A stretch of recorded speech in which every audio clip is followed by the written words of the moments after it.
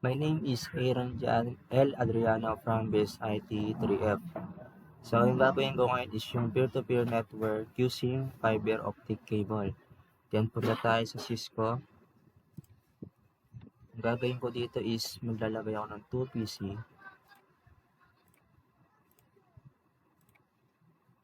Then, nire-rename ko sila.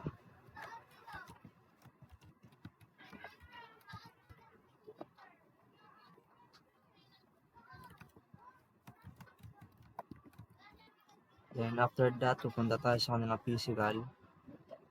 Papatayin natin to, alisin natin, then palitan natin ng PC host 1 FGE. Then, ganoon lang din sa PC 2.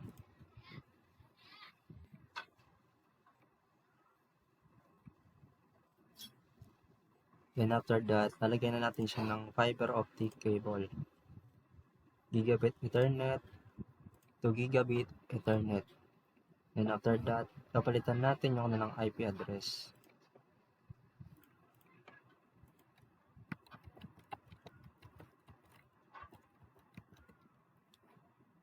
Ganun lang din dito.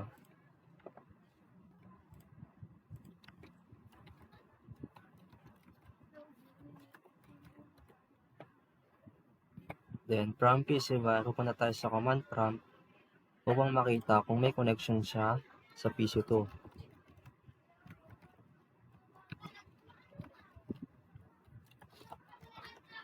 Then yan, may connection siya sa PC2. Then try lang din natin sa PC2 to PC1.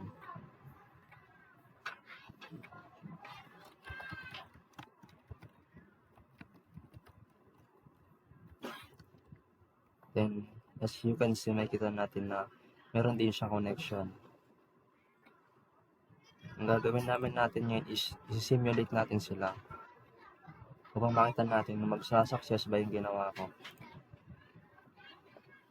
Then maglagay lang tayo ng message from PC1 to PC2, PC2 to PC1. Then try na nating i-run.